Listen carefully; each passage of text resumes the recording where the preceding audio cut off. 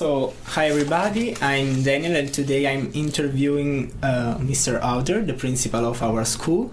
And thank you for speaking with me thank today. you. Thank you for asking me, Daniel. I haven't been interviewed for a while, so thank you. And I've never interviewed anybody. Oh, good. So yeah, we're in the same boat, kind of. Yeah. Huh? Yeah.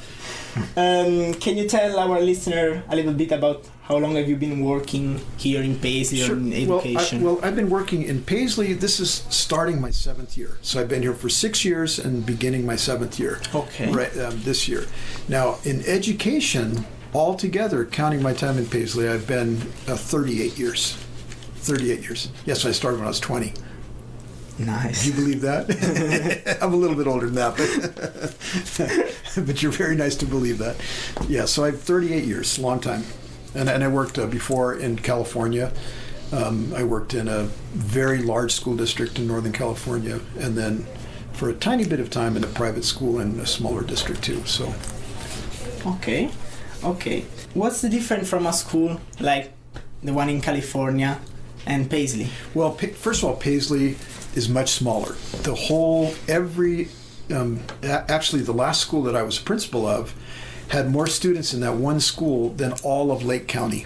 So that one school had 1,250 students in one school. And it was an elementary school, kindergarten through 6th grade, but 1,250 kids. So every one of my grade levels was bigger than this school is. You know, because every grade level, my 2nd grade was, 200 kids, 180 kids. So bigger than this whole school district. So that's one thing very different about it. And the other thing is, big district has a lot more resources that are available to a school site. So, for instance, my school, because it was very large, we had our own psychologist on the campus. We had our own speech therapist on the campus. We had a whole bunch of other staff members. We had probably... The last school I was at probably had 80 total staff members, people that worked for the school, which is more than we have altogether for counting kids here. So it's a much bigger place.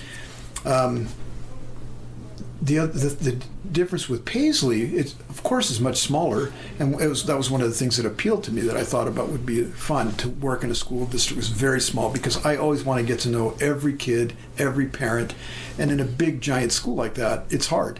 I mean, I did my best, and I probably knew 700 names of kids. And the kids used to test me. Hey, Mr. Hauder, what's my name? So I would say the name. They'd say, you do know all the kids. I tried to. It was very hard. So I was coming to a smaller school. That's much nicer in terms of getting to know everybody. It's harder in some ways, though, because you have to do everything. Like, I have to do things here that I'd never had to do down in California when I was a principal down there. I have to do a lot of state reports. I have to do a lot of reporting and recording and busy work, business kind of work that I never had to do before. So it's different in that regard. In that school, I went out on the playground every day, went in the cafeteria every day, walked through classrooms all the time, spent more time with kids than I did with paperwork. I spend more time with paperwork right now than I should. That's bad. It's not that much fun. But the school district's a lot of fun. The kids are a lot of fun, and this is a great school and very good place to be. So I'm happy that I'm here. Yeah. Talking more about Paisley, what are the major changes that we have in our school from the last year? From the last year, one really big change is our high school. Almost half our high school is new, because we have 8 dorm students, and we have 2 new Oregon residents that are here. That's 10 kids new at the school here.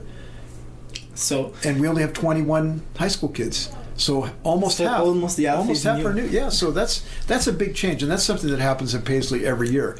We have a big influx of new kids coming because all our international kids are new here, only for 1 year. So that's one thing that's new all the time, and it's new this year too. So it's always kind of fun because it feels like a new school every year. It is kind of a new school, the high school part anyway. Another new thing is we have a couple of new staff members. We have Mr. Metz is new this year, teaching science and math, and Miss Nichols, who's teaching one elective class. She's teaching Spanish class for the high school, and all the rest of her classes are middle school classes. And she used to teach here, so she taught here doing elementary school, 4th, 5th, and 6th grades. So we're glad to have her back. And she was down in South America, so she was learning Spanish, learning how to speak Spanish, and learning more about Spanish. So when she came up here, I thought it'd be nice to have our kids that are taking online Spanish have somebody that can talk to them in Spanish. So we'll see how that works. If it's a good idea. So that's one. Those are two new things. The other thing that's new is this year we're going to have an advisory period on Wednesday mornings for the 5th grades through high school. So every Wednesday morning, the kids will be divided up into smaller groups and meet with an advisor who has them look at their grades, look at their classes, make sure they're not falling behind or having any problems, and just kind of keeping in touch with the kids. So it'll be about 20 minutes every Wednesday morning, starting next Wednesday. So that's new too this year. And I'm excited about that because I think one of the things that I noticed in the past year or two is that we had a lot more kids that were getting bad grades, and that means they're not really paying attention. To me, it means they're not really paying attention to their grades.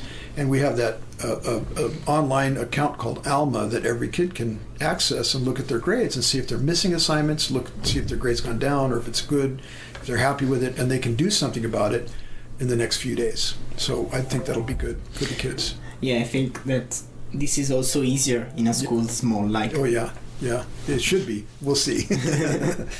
I hope it is too. But those are the big changes that I see.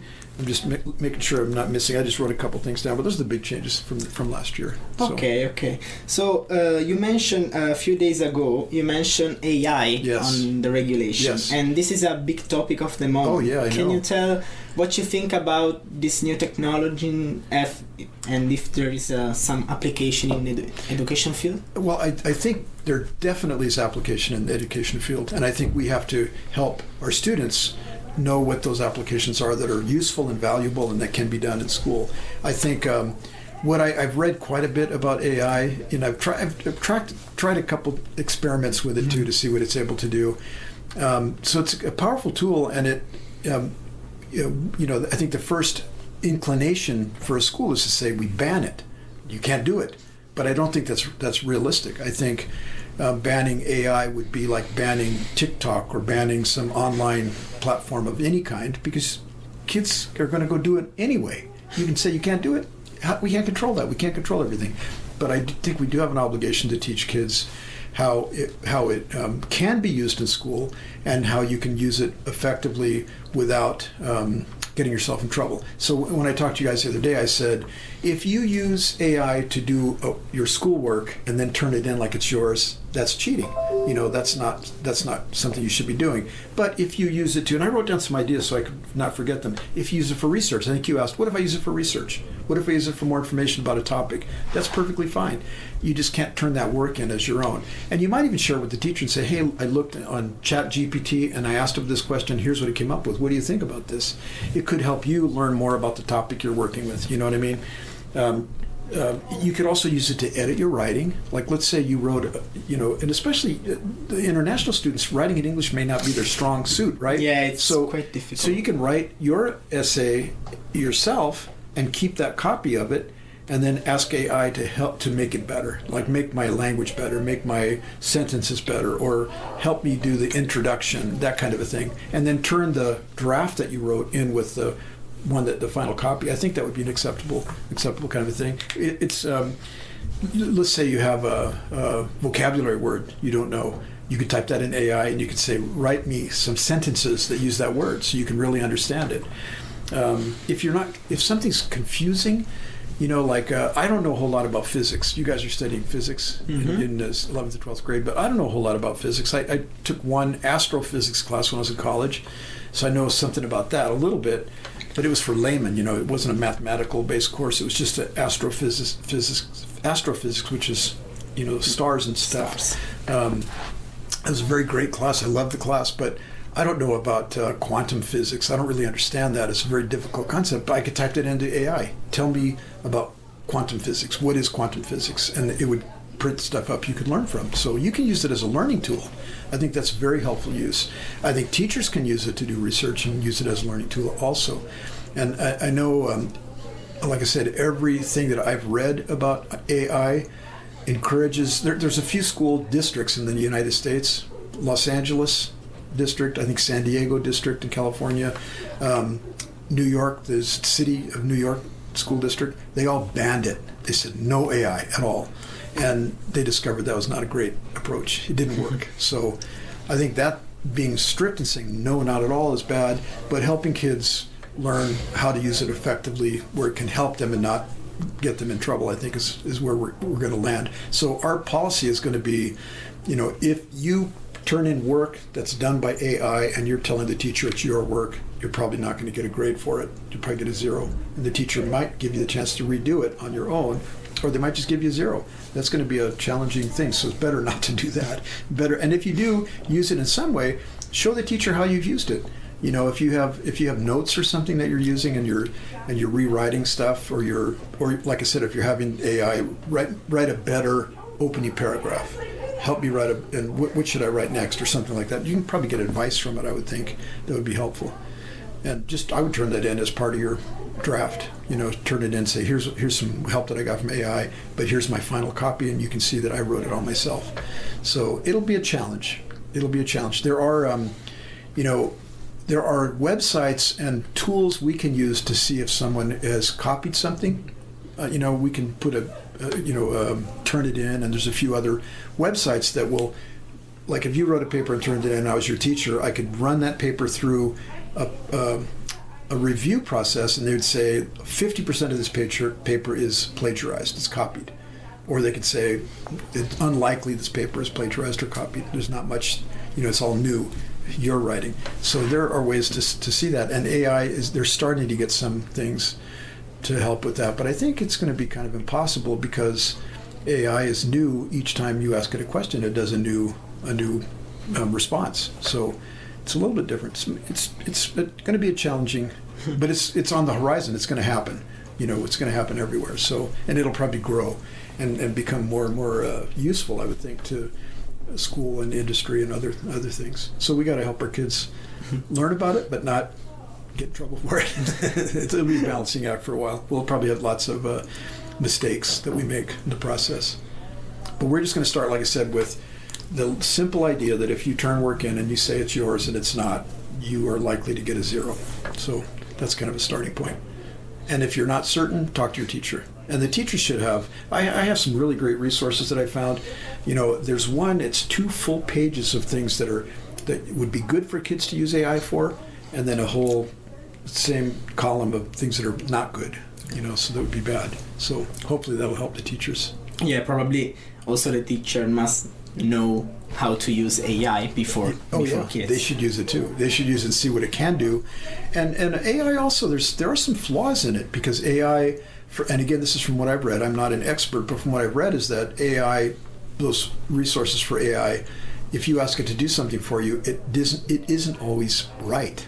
It can be wrong, and it can be biased. It can have a slant one way or the other depending on what resources the machine looks for, the program looks for.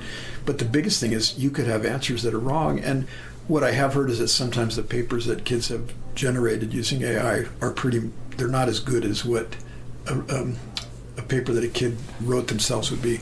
So I think also teachers ought to have at least across the whole year, at least once a month, get a writing sample from students that they sit down at their desk and have to respond to, so the teacher can say, oh, well, Daniel's a pretty good writer. So when you turn a paper in, no one's going to say, this can't be him, he can't write like this. They can kind of get a sense of how well you write, which is good. My daughter, she's a teacher now, she's 32 years old, and when she was in college, she wrote a paper that one of her professors said, you couldn't have written this. This got to be plagiarism. And he ran it through Turnitin or whatever one of those checking sites were, and it didn't show up that there was any plagiarism or any copying. But he still he had to believe it, but he had a hard time because it was a good paper. She wrote a really good paper. And I said he probably was jealous that he couldn't write as good a paper as you do. So anyway, that's funny. So can I ask you some question now about the exchange program? Sure, yeah. Okay, so you were here from the day one, or when it first started? No, I've been here 6 years. This is my 7th year. So this program goes back 20 years. 20 years. So, well, maybe not 20. I'm wrong. It goes back. The dormitory was built in 2005. That's 18 years ago, right? 2005, 15. Yeah. So 18 years ago, the dorm was built. I'm sorry, it's not 20 years. It is. at first it was built, and it was mostly Oregon kids that lived in it, in the dormitory. And then sometime in the 2010, 2009, 2010, they started bringing in, the school district started bringing in international students, and it's mostly from that point on international students. Okay, so the first purpose of the dorm was like for other kids from the other country? Yeah, from the beginning it was not for other countries, just from the state of Oregon. So and they were just kids that maybe came from far away, like Summer Lake or North Lake, where there wasn't a school back over there. The kids came from places far away, farms far away, or even towns far away, and Bend and other cities and stuff that were far away, because their parents wanted them to be in a country environment, a smaller environment. It started off like that, and I think we always have had a few American students in the dorm. Also, we haven't had it for the last couple of years. Since the pandemic, we have had a small, only 8 kids, and kind of kept it like that for a while, just so that we can kind of make sure we're doing a good job with it, and we can open the door to more kids maybe over the next few years. And we've had as many as, when I first came here, the first year that I was here, we had 19 or 20 kids in the dorm. So kids, that's a lot, huh? Yeah. Now there's 8. So it's been a larger program, and now since the pandemic we kind of shrunk it down to make sure that it's a good quality program. So yeah, I think that less people keeps the quality higher. I think so too. And it's easier also, maybe if you want to go for a trip somewhere. You can. It's easier with 8 people instead of 20. Absolutely, yeah, absolutely it is. And so since the pandemic too, we've had a hard time getting bus drivers that can drive the big buses, but it's easy to get people that can drive the small bus. It's a much easier task, so it's better. You're right about that. So you guys get to do a lot of trips in that. We just got that bus a few months ago, that white bus, the small one. We just got it about 3 or 4 months ago. So we're lucky to have that, because it can carry 9 people and the driver. So yeah, it's really comfortable. Yeah. And what do you think is the contribution of the exchange program to the community? Well, the biggest contribution is diversity. This community is very small, and everybody kind of knows each other. And the dorm program brings in kids from all different cultures and different religions, different languages, different ethnicities, all sorts of stuff. So it really expands the view of our own students. It gives them a look at the world, the bigger world around them. I think it helps them to learn about that, and I think it helps the dorm students learn about a really particular part of America. This is not how all of America is, obviously, but it's a very particular part of America that I think is worth knowing about. Different kind of countryside, and different kind of work that people do, and different values and all that sort of thing. I think it's a good thing for the dorm kids to learn. So it's kind of a shared back and forth. I know the community has always really loved having the dorm kids, and always been very inviting to them, and welcoming to them, and learning about them and their culture. In the past, we've had opportunities for the community to get to know the dorm kids better. We used to do dinners, like you would be part of an Italian night dinner, where we would cook food from your country, and you'd help us, tell us what to cook, and maybe help us get recipes, and you would cook anything if you know how to do it. And we hope to do that again this year. We didn't do it last year. We haven't done it for a couple of years, but we want to get back to doing that, because that's, the community comes in and they have the dinner, and they get to talk to the dorm kids that are there, and dorm kids serve the meals and help prepare them and all that kind of stuff. It's fun. And we in the past have usually paired 2 countries, like Italian and maybe some other country that has a kind of meal that might go together with Italian. Anyway, it's fun. Well, that's one of the things that brings to our community too, is an outside look of the world. I think that's the biggest thing, and that's looking at a more diverse culturally and values-wise and religiously and all that kind of stuff, all those various aspects of people's differences. Our kids need to be exposed to that too. So, okay.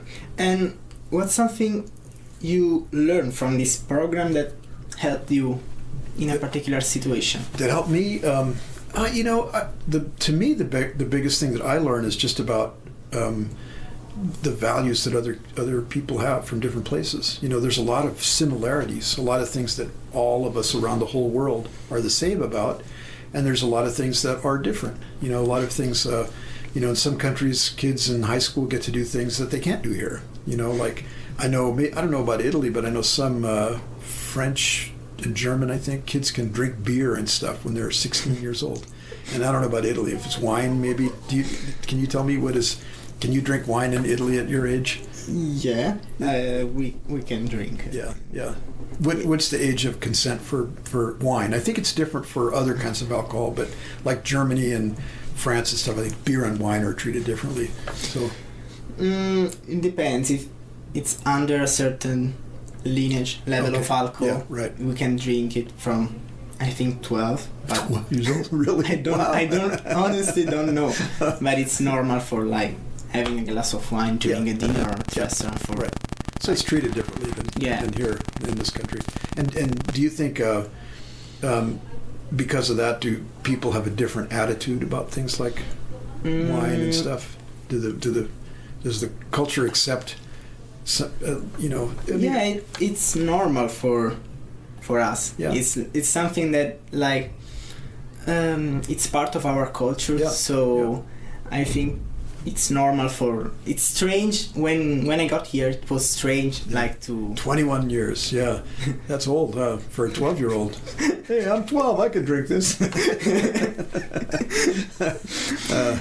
Yeah, but for example, we have to wait until 18 for driving license, driving license. So, and we can do it here 16. And we have to drive low-powered cars for other 3 years after we get the license. So, So what kind of cars do kids that are 18 and get their first car, what kind of cars do they get? It must be under 100 horsepower. Under 100 horsepower? Yeah. So what kind of cars are they? Fiats still? Fiat still make cars? In Europe, cars are really different from American cars. Yeah, because gas is bigger. Yeah. And there is bigger engine, more powerful, and more gas hogs too. They use more gasoline. Yeah. So, but European cars are smaller because the city is smaller. Yeah. Like there is not enough big. Yeah, roads, parking, all that kind of stuff are different. I bet. Exactly. Yeah. Well, it's funny because my first car that I owned, I was 16. Actually, I got it when I was 15 and a half. I wasn't even 16 yet, and it was a 1955 Chevrolet Bel Air. So it had a V8 engine. It wasn't real powerful, but in those days, you know, it was pretty powerful.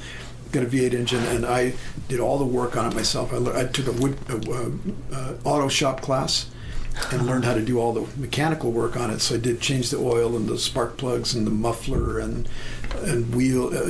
I changed out the bearings, wheel bearings on it, and brakes, and did all that stuff on the car.